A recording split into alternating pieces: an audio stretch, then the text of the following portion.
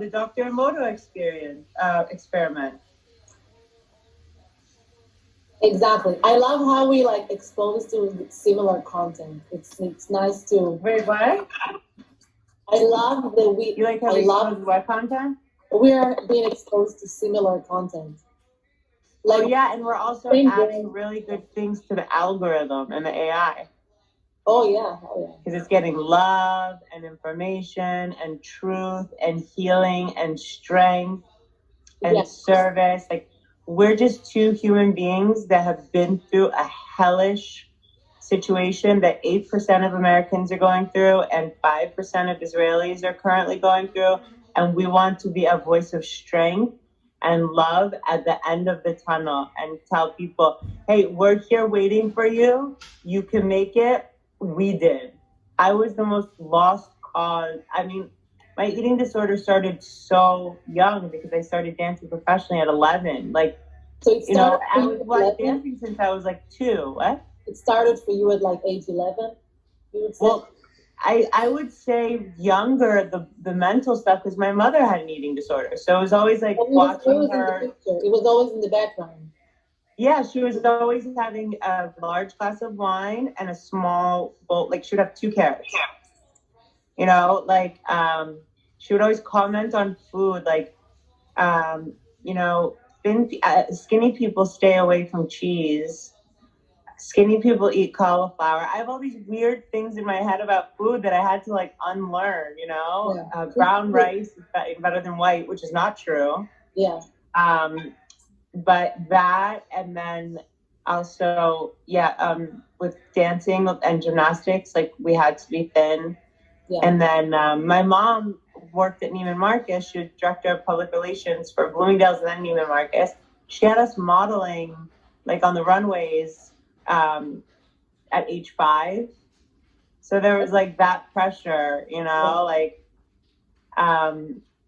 and then by 11 is when the teachers were telling us Wednesday night after rehearsal not to have anything but carrots and celery until after performance Friday. So that's like 11-year-old girls. Like we needed more than that, But and then certain situations like my 14th birthday dinner, my mom was like, "You're thick." Another time, like my parents got divorced when I was like 7, 8, and one of my mom's friends was like, "Your father has fat genes," and like I just remember like fat was like the worst word you could hear, and then so I was like, "Oh my god, fat!" She was telling me not to eat peanut butter. What a nasty lady, right? Because my father has fat genes, and I could get fat. That's horrible. Yeah. I was like 8, hanging out at her pool. Yeah. I had to unlearn some phrases like that. Yeah, like I can't remember, but I definitely. Yeah, I think my mom was always afraid that I would gain weight. Is your mom thin? Yeah, right now, she's like in her 50s, so in her 50s, yeah. She hasn't been sick. Being thin was very valued in my family. Like I felt like I was more valuable. Like it was like getting good grades, check. Like being a size 4 or 2 or a 0, check. Like yeah, it was hard in my family to be thin too. I felt I looked sloppy. Yeah. I felt I looked like sloppy, like not appropriate if I was like chubby. It looks like, I'm out of control. I felt that way about acne too. Like I felt like people thought I was a dirty person because I had acne or I didn't take care of my face when, I don't know if you learned this. Yeah, it wasn't your fault. It's not. Oh no, and some of the times I made it worse by cleaning it too much. Oh yeah, and it's like, and then the stress about it makes it more worse. Like I had acne too, and I had it all through high school. It was horrible. Through my 20s, it was the worst. But our skin is great now.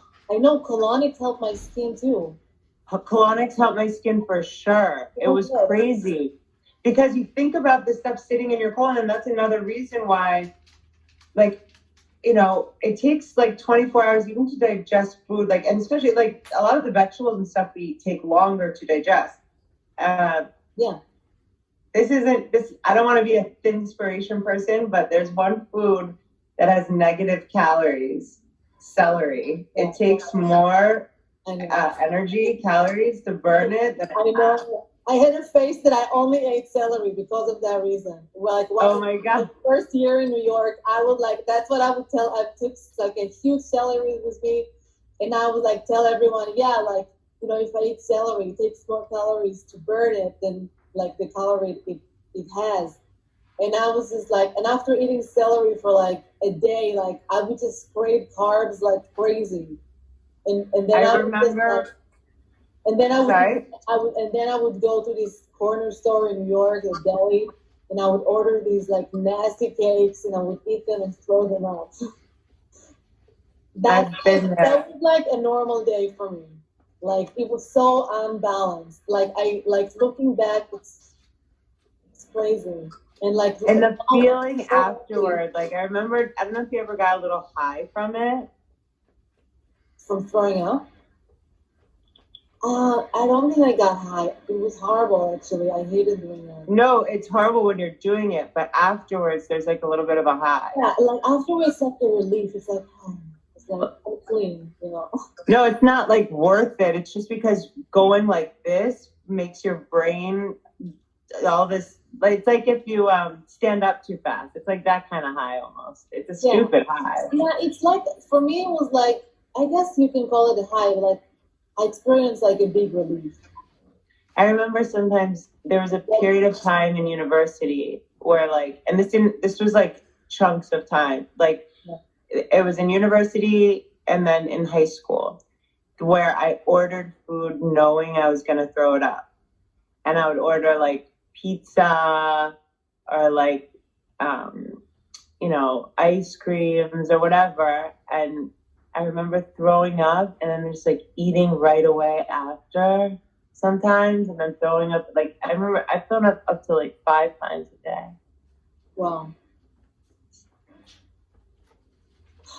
I remember like my throat just being so scratched up and like the inside of my mouth being so scratched up and my face like, you know, looked like chipmunk cheeks and like more zits around here. I remember thinking to myself, like, would I rather be thin or would I rather have zits? Like it was like, and I just felt, I literally for so many years felt like I was trapped in a suit.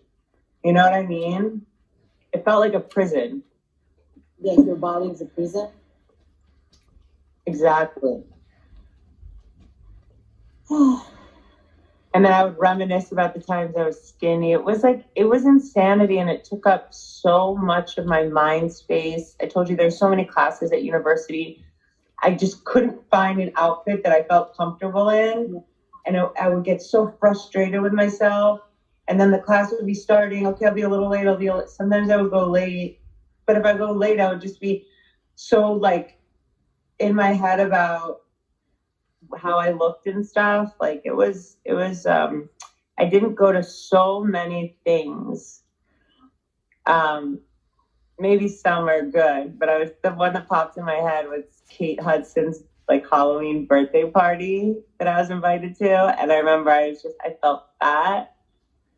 First of all, like my students out here were like, you're going to make so many clients. Like we want to take you to her birthday party. And so I knew it was going to be like a bunch of celebrity people. I don't care about that. I just didn't want to look. I felt like in LA, it's crazy. You know, like when I first got here and like, so I was sober, so I gained weight and then my face broke out because of the air change from Miami. And I felt like the ugliest, just disgusting. I would go to Starbucks, you know, and I would just see all, you know, like all these girls so tall, so thin, and I was just like, I felt like I felt like I was in people's way. Like I was so disgusting to look at. I'm sorry. I'm so happy. No, don't be sorry. I'm glad because that came up because one of my most important spiritual experiences was out here. So I'm teaching all these like stick thin models yoga, and I'm like I'm 5'10". I went to my sister's. I'll never forget. It was raining, and I don't use the scale usually. I went on the scale. I was 145. I was like having a panic attack. I told my sister, and I had to go teach a class. It was like a Sunday, and I went for lunch, and I teach at 3. And like I'd never weighed that much in my whole life, and I felt like I remember like driving my car, and I just felt like, like, what am I gonna do? What am I gonna like? It was horrible, and I already felt uncomfortable teaching these classes to these, like, I was in a new city, nobody knew me. I was like teaching anywhere that I could. I just left my studio, it was like, I was like, everything was like new and different. And I would pray because it'd be hard for me to talk because I'd be focused on how my fucking thighs looked when I'm supposed to be like in there teaching yoga. It's not about me. And I would get on my knees, like I still do this. Well, I haven't taught a public class in a while, and pray. That's what we're talking about today. Dear God, please let me be of service to this group of people through yoga, meditation, in the ways that you would have me be, to give everything that I would need. And I had this moment. I remember I felt so fucking fat, and I had this moment where like there was like light involved, and like it was like, you work for God. And I like walked into that classroom. I never taught another class in a way. This was like probably 6 years into teaching. This was like 2011, 2012. I never taught a class the same again. I never like was busy or bothered with what people thought about me. I worked for God, and I was very confident in what I had to offer. And my classes were getting bigger and bigger and bigger. At that studio, maxed the record, 62 people on a Sunday. That was the most that ever attended a class in the 12 years that the studio was there. Wow. I was just like, because I opened myself up. I talked about how I felt fat. I talked about, you know what I mean? Like, wow. And even skinny people feel fat, whatever. Yes. But like, I like owned it, but then I also like stopped eating sort of. I fell back into a cycle, and I will never forget this girl that used to come to my classes at Earth's Power Yoga came, and I lost like, I guess I went back to like 125-ish, and she didn't recognize me. And she was like, there's a lot of girls in LA that like they will come to your yoga classes and they just don't realize how rude they are. She's like, did you lose a lot of weight? And I was like, it was like right before a class. And I just remember, and actually similar to this moment, feeling really proud of my growth. Like, because that kind of thing would have been like, so much weight, like that was I, bitch, or whatever. Like, it would have thrown me off before starting a class. Yeah. But I was just like, I guess and I also thought people wouldn't come to my classes because I was fat. Like, why would I want to take a class from her? Like, she's fat. I was the worst, my worst enemy. But that thing that happened when I was completely taken out of it, and it's like, this has nothing to do with me. Like, and I did this thing like Gayatri mantra, it's a Sanskrit mantra. I started to hear, like, after it, there's a pause. And I remember, like, sometimes it was like an awkward pause, like a minute, and I could like feel people opening their eyes, and she can start the class, but there would be like a thing on my head. Inhale. Like, I knew when to start, like things were coming, like, and then from there, like, I just grew as a teacher and as a person because I opened something. It was like a surrender, and it had to do with my eating disorder, my appearance, my, like, everything.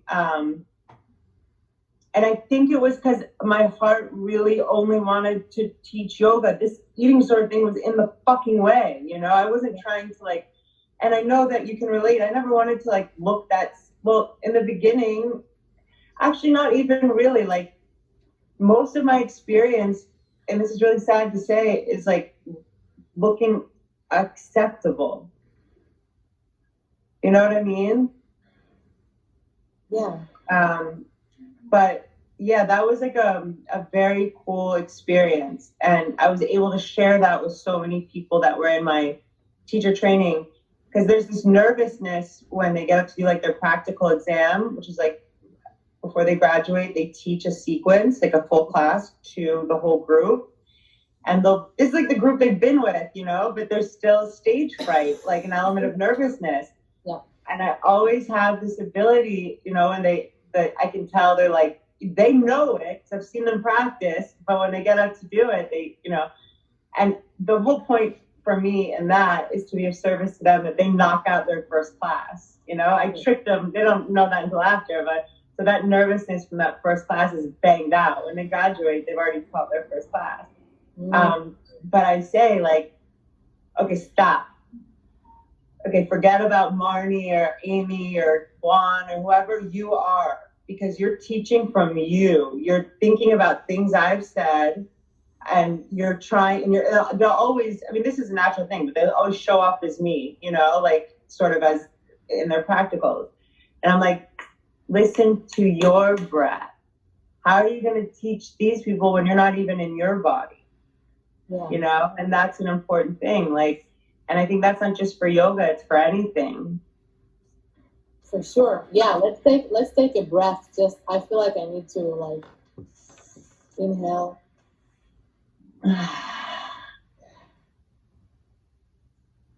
It feels good to be free, right? Yeah.